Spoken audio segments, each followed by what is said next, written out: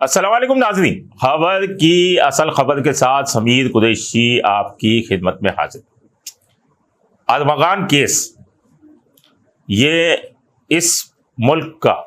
High profile case بن چکا ہے۔ گزشتہ روز ہائی کورٹ کی جانب سے جو ATC کے منتظم جج تھے ان سے بھی اختیارات، جو انتظامی اختیارات تھے وہ واپس لے لیے گئے۔ سائد حسن جو اس کیس سے جڑا ہوا تو نہیں ہے، لیکن اس کے بعد جو تمام چیزیں انکشافات ہوئے، منشیات کے خلاف جو پولیس نے کارروائیاں کی، اسے بھی جوڈیشل کسٹڈی میں بھجوا دیا گیا ہے۔ ارمغان یہ اتنا ارب پتی جو بنا وہ کیسے بنا؟ 2016 میں ارمغان جو تھا وہ بالکل نیچے لیول پر تھا۔ دوستوں سے موٹر سائیکلیں مانگ کر کہیں آتا جاتا تھا یا ان کے ساتھ موٹر سائیکلوں پہ جاتا تھا۔ اسی ٹائم کسی نے اسے لائن دی تھی کہ وہ ویٹ کا کام شروع کرے، کیونکہ اس میں بڑی بچت تھی۔ میں نے گزشتہ پروگرام میں بھی آپ کو بتایا تھا کہ ویٹ فروخت کرنے والے جتنے بھی ہیں ان کو 30% جو ہے وہ منافع ہوتا ہے۔ تو اس طرح مہینے کے اگر دیکھا جائے تو 80-85 لاکھ روپیہ یہ بچا لیتے ہیں، جبکہ مین جو ہول سیلر ہوتا ہے جس کا نام میں نے آپ کو بتایا تھا، جو ڈیلر تھا شاجی، اس کو 55 سے 50% منافع ملتا ہے، لیکن وہ اس میں سے بانٹتا بھی ہے، جس میں کچھ کسٹم کے افسران ہیں یا کوئی جو TCS کے ذریعے آیا، TCS لیپرڈ کمپنی، اس کے ذریعے جو ہے وہ آتے ہیں تو ان کے ملازمین میں بھی تقسیم کرنا، کیونکہ یہ ویٹ جیسا نشہ جو ہے ان کے دروازے تک پہنچ جاتا تھا۔ ارمغان کو لائن دی گئی ویٹ کی، تو اس کے بعد اس نے ویٹ کا کاروبار شروع کیا۔ 2 بار کسٹم نے چھاپا مارا اور اسے گرفتار کیا۔ گرفتار کرنے کے بعد اس نے یہ دیکھا کہ یہ ویٹ کا کام جو ہے وہ اس کے بس کی بات نہیں ہے۔ اس کے علاوہ وہ کئی دوسرے تھانوں میں، بورڈ بیسن تھانہ ہو گیا، درخشاں تھانہ ہو گیا، وہاں اس سمیت دیگر تھانوں میں یہ اشتہاری اور مفرور بھی چلتا رہا اور کھلے عام گھومتا بھی رہا۔ یہ بڑی ایک حیرت انگیز بات ہے کہ ڈیفینس جیسے علاقے میں وہاں پہ گھومتا رہا۔ پھر اس ویٹ کے جو ہے نشہ تو وہ کرتا ہی تھا، لیکن ویٹ کی فروخت میں جب وہ فیل ہو گیا تو اس کے بعد اس نے شہباز کمرشل کی طرف ایک بیسمنٹ میں دکان لی، وہ بھی کرائے پہ لی، اور وہاں پر اسے کسی نے کال سینٹر کا مشورہ دیا، کوئی اس کے ساتھ ایک پارٹی ملی، اور پھر انہوں نے ڈبے کا کام، اسے ڈبہ کہتے ہیں، وہ ڈبے کا کام شروع کیا۔ اور اس کے بعد اس نے مختلف بنگلے لیتا رہا یہ ڈیفینس کے اندر، اور اس کے بعد اس کے بعد پیسے کی ریل پیل ہو گئی، اور یہ یا پیسے کو دیکھ کے سائیکو ہو گیا یا ویٹ پی کر سائیکو ہو گیا۔ یہ سائیکو تو تھا ہی۔ وہ بنگلے 3 بنگلے اس نے تبدیل کیے، اور 3 بنگلے تبدیل کرنے کے بعد یہ 4تھا بنگلہ خیابان مومن کے اندر اس نے کرائے پر لیا۔ وہ تینوں بنگلے بھی اسی کے اطلاعات یہ ہیں کہ اسی کے پاس ہیں، اور یہ 4تھا بنگلہ بھی اسی کے پاس کرائے پر تھا۔ کئی شکایات بھی اس کے خلاف تھیں DHA کو، لیکن کوئی کارروائی ہوتی ہوئی نظر نہیں آئی اس وقت۔ اس کے بعد اس نے اس خیابان مومن والے جو بنگلہ تھا اس کو ایک قلعہ بنا دیا، اور اس میں جو ہے 45 ایجنٹ جو تھے وہ یہاں پر بٹھائے ہوئے تھے کال سینٹر پر۔ ان 45 ایجنٹوں کا کام تھا لوگو فروخت کرنا، کسی بھی قسم کا کوئی لوگو ہوتا ہے وہ یہ فروخت کرتے تھے، اور یہ 45 ایجنٹ کا پر ایجنٹ جو ہے وہ روز کے 12 لوگو سیل کرتا تھا۔ اب یہ روز کے 12 لوگوں کا اگر حساب کیا جائے تو 540 لوگو یومیہ بنتے ہیں۔ تفتیشی ذرائع کا یہ کہنا ہے کہ یہ 540 لوگو جو بنتے ہیں تو $350 جو یومیہ بنتے ہیں، جو کہ $1,89,000 بنتے ہیں، جس کو اگر پاکستانی کرنسی میں کنورٹ کیا جائے تو 5,27,31,000 روپے بنتے ہیں۔ اچھا، جو ڈبہ کرنے کا مال ڈبہ کرتے ہیں جو مال یہ، یا جو کال سینٹر چلاتے ہیں، تو ان کا مرچنٹ بیٹھا ہوا ہوتا ہے ساؤتھ افریقہ میں، دبئی میں، تھائی لینڈ میں، یا مختلف ممالک میں بیٹھے ہوتے ہیں جہاں یہ تمام چیٹنگ جو کی جاتی ہے اس کا پیسہ وہاں اترتا ہے۔ لیکن اس کا بہنوئی جو ہے وہ یو ایس میں ہے، اور یہ تمام رقم جو ہے اس کے اکاؤنٹ میں اترتی تھی، اور وہاں سے یہ یو ایس ڈی ڈی کے ذریعے بائننس اکاؤنٹ کے اندر جو ہے وہ منتقل ہوتی تھی، اور جو کرپٹو کرنسی میں تبدیل ہو جاتی تھی۔ اس کے بارے میں معلوم ہوا ہے کہ اس کے بنگلے کی پہلی منزل پر کوئی بھی نہیں جا سکتا تھا۔ وہاں اس نے 2 مائننگ مشینیں لگائی ہوئی تھیں، جو کہ ایک مشین کی قیمت 2 ارب روپے بتائی جاتی ہے، جہاں وہ ڈبلنگ کرتی ہے کرپٹو کرنسی کو۔ تفتیشی ذرائع کا کہنا ہے کہ ایک مشین جو ہے اس کی قیمت 2 ارب روپے ہے،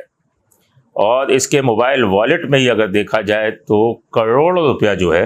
وہ اس کے موبائل والیٹ کے اندر تھا۔ پہلی منزل کو اتنا اس نے سیکیور کیا ہوا تھا کہ ہر جگہ واک تھرو گیٹ لگائے ہوئے تھے، اور کسی کو بھی اندر جانے کی اجازت نہیں تھی سوائے اس کے دوست شیراز کے، جو اس کے ہر کرائم میں پارٹنر رہا۔ اور اس کے پاس 50-60 سے اوپر گن مین گارڈ تھے، اور اس کے پاس سے کوئی بھی لڑکا ملازمت چھوڑ کے جانا چاہتا تھا تو وہ گزری تھانے کا ایک ASI اس نے پیرول پہ رکھا ہوا تھا اپنے، جسے 50,000 روپیہ وہ مہینہ دیتا تھا، اس کے ہر حکم پر کام کیا کرتا تھا، جبکہ سابق SHO کے ساتھ بھی اس کے بہت سے روابط سامنے آئے ہیں۔ اس ASI کو بھی AVCC نے حراست میں لے لیا ہے، اور اس سے بھی چھان بین کا سلسلہ جاری ہے،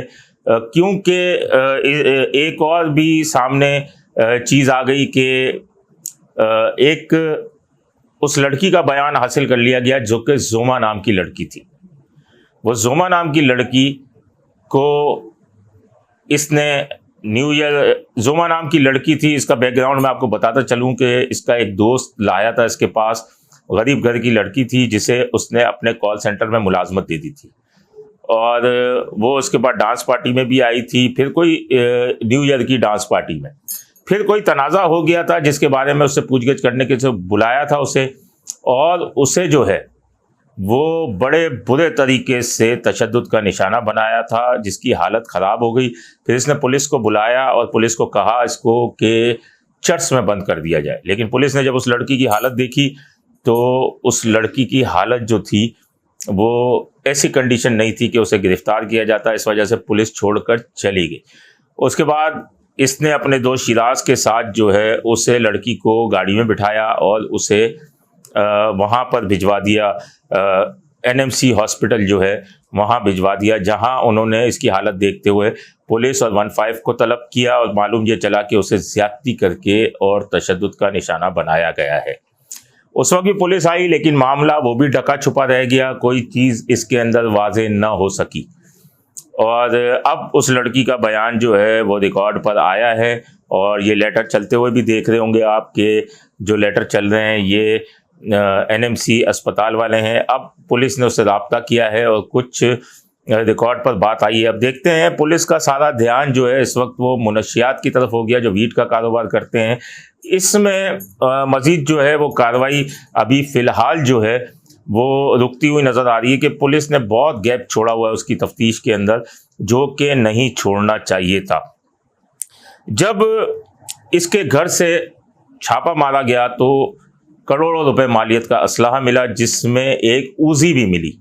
جو کہ اسرائیلی میڈ اوزی تھی دیگر اسلحے کے ساتھ۔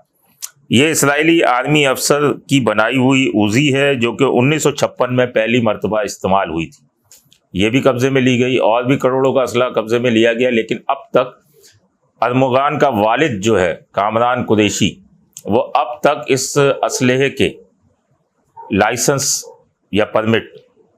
پولیس کو پیش نہیں کر سکا ہے، اور پولیس بھی نہ جانے کیوں سست روی سے چل رہی ہے کہ ان چیزوں پہ، کیونکہ یہ پھر اگر نہیں ہے ان کے لائسنس تو ان پر اس کا بھی مقدمہ درج کیا جانا چاہیے، لیکن پولیس صرف اس کی تفتیش کر رہی ہے اس قتل کی، مصطفیٰ عامر کے قتل کی۔ شیراز جو اس کا ہر چیز میں پارٹنر تھا، وہ اس کا بھی یہی کہنا تھا کہ ایک ڈنڈا ہوتا تھا جس سے سب کو یہ تشدد کا نشانہ بنایا کرتا تھا، اور تشدد کا نشانہ بنانے سے پہلے ٹاس کیا کرتا تھا کہ میں چھوڑوں کہ مار دوں، چھوڑوں کہ مار دوں، فلمی انداز سے وہ تشدد کیا کرتا تھا۔ اس کی شفافیت کو دیکھتے ہوئے اور پھر پولیس کے منشیات فروشوں کے خلاف گھیرا تنگ ہوا،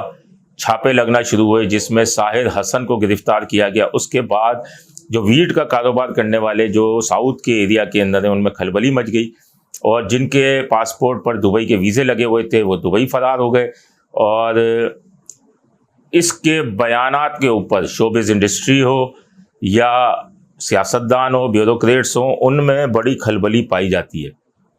کیونکہ 12 افراد کے تو اس نے نام بھی لیے ہیں جو اس سے منشیات خریدتے تھے۔ ان میں سے کچھ ایسے بھی منشیات فروش تھے جو ویٹ کا کاروبار کرتے تھے، وہ قطر فرار ہو گئے، کیونکہ قطر کا ویزا آن لائن ہے، اور یہاں پر ٹریول ایجنٹس کی چاندی ہوئی کہ 5-5 لاکھ روپے کا ایک ٹکٹ جو ہے ان کو فروخت کیا گیا۔ اس سلسلے میں روز بروز نئے نئے انکشافات آتے جا رہے ہیں، اور کئی جو ہے وہ مزید بھی سنسنیخیز انکشافات ہیں جو ہم آپ سے اگلی قسط میں شیئر کریں گے۔ اپنے ہوسٹ سمیر قریشی کو اجازت دیجیے، اللہ نگہبان۔ Z110 نیوز، خبر کی اصل خبر۔